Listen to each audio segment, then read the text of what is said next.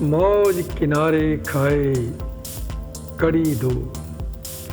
दलजीत ने जब जग्गी को अपने फैसले के बारे में बताया तो जग्गी उत्सुक सा होकर पूछने लगा कि क्या ख़तरनाक फ़ैसला किया तूने।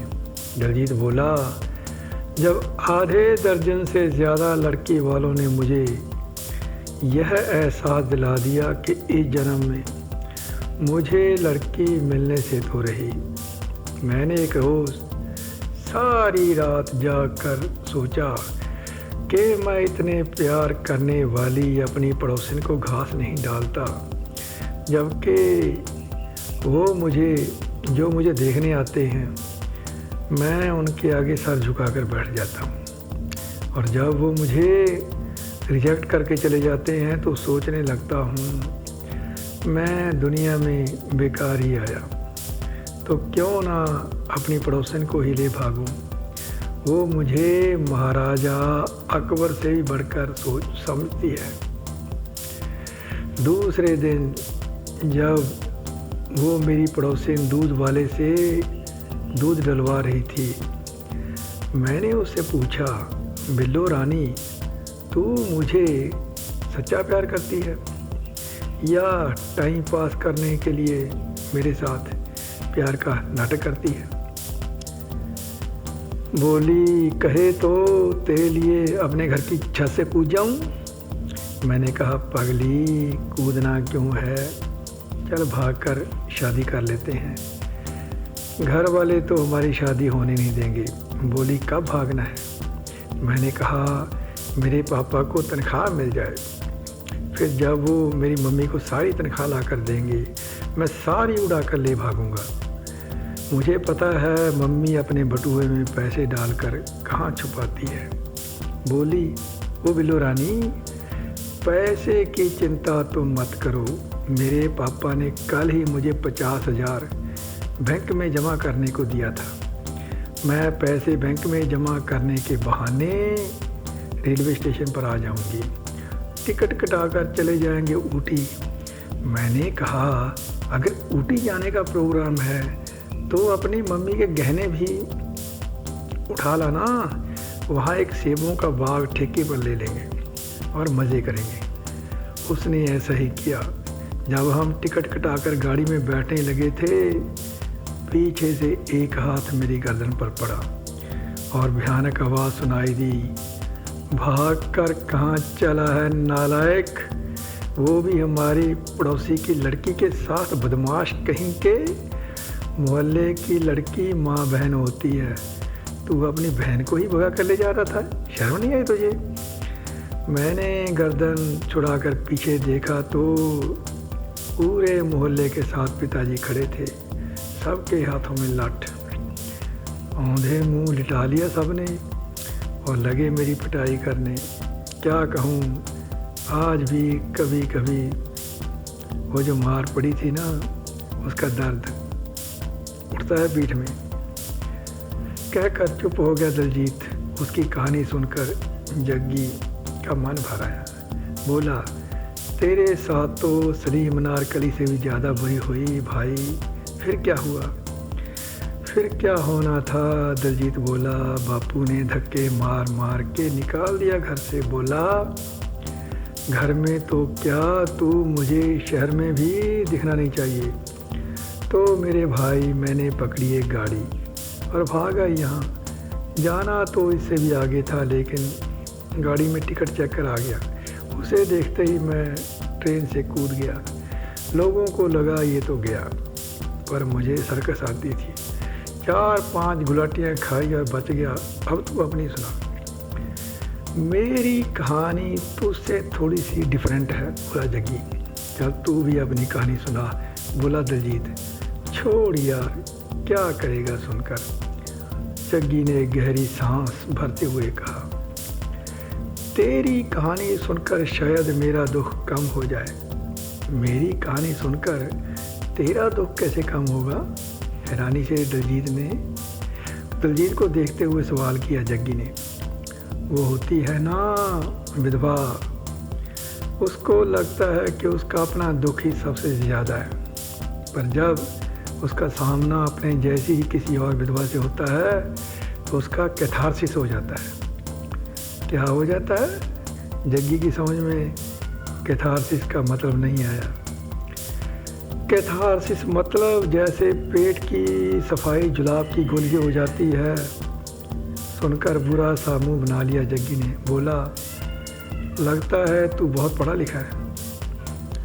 ब्रदर, हमने कोई पढ़ाई छोड़ी ही नहीं, वो कहते हैं ना, सिरे लगा दी। 16 जमातें तो पास की होंगी, प्रश्न किया जग्गी ने। सुनकर दिलजीत मुस्कुराया। बोला, तूने भी मेरे बाप जैसी बात की, तेरे बाप जैसी।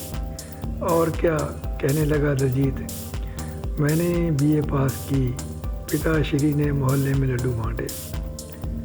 कहता था मेरा बेटा 14 जमातें पास कर गया, ये पक्का थानेदार बनेगा। फिर मैंने एमए की, मेरे बापू ने मोहल्ले में लड्डू बांटे, फिर बांटे लड्डू। कहता था मेरा बेटा 16 जमातें पास कर गया, अब तो ये पक्का डीसी लगेगा। पर एमए करने के बाद डीसी तो क्या मेरे भाई, किसी ने चपरासी भी नहीं रखा। गहरा सांस छोड़ते हुए दिलजीत कहने लगा, छोटी मोटी नौकरी भी लग जाती तो मेरा भी एक छोटा सा परिवार होता, और फिर मैं यहाँ बैठा ये चोरी का अखबार ना पढ़ रहा होता। अब तो बता, तेरा क्या अफसाना है? हमारे साथ तो भाई वो होती है ना, जग से निराली 13वीं, वो हुई। कैसी 13वीं? हमने अपनी डोरी पहले नंबर पर छोड़ी थी ऊपर वाले से, जिसने हमें संसार में भेजा। दूसरे नंबर पर अपने बापू पर, जिसके चलते हमने इस दुनिया में प्रवेश किया।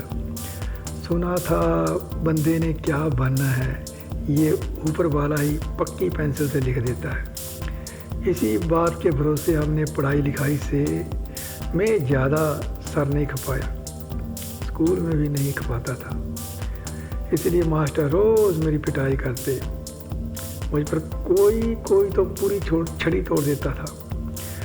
मुर्गा तो मुझे सभी बनाते थे और उकता कर कहते, अबे गधे की औलाद, ब्रेक लगा लगा कर मुश्किल से पास होता है, कभी पढ़ लिख भी लिया कर।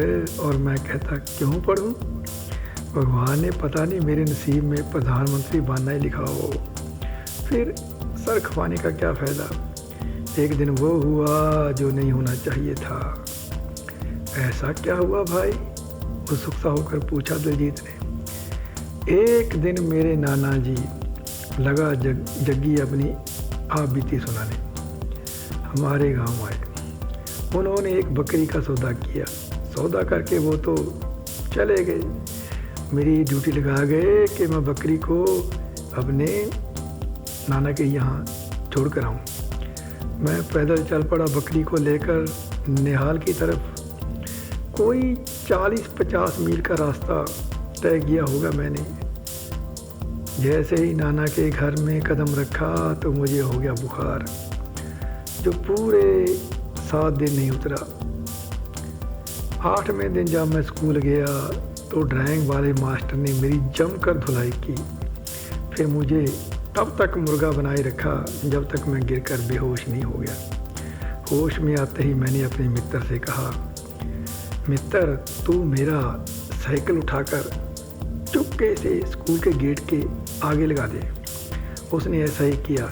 मैंने चुपके से अपना बस्ता उठाया और ड्राइंग वाले मास्टर को निकाली एक मोटी सी गाली, भाग लिया वहाँ से। उसके बाद बापू ने बहुत ज़ोर लगाया कि बेटा स्कूल चल, मैं तेरे और ड्राइंग मास्टर के बीच समझौता करवा आता हूँ।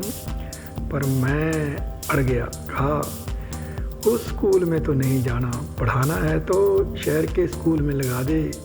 पर बापू भी बापू था, वो भी अड़ गया। बोला पढ़ना है तो गांव वाले स्कूल में ही पढ़, शहर तो तुझे मैं लगाऊंगा नहीं। बस इसी खींचातान में अपनी पढ़ाई को लग गया फुल स्टॉप। फिर कोई कर लेता यार, काम धंधा कर लेता कोई। ये जिम्मेदारी हमने बापू पर छोड़ रखी थी।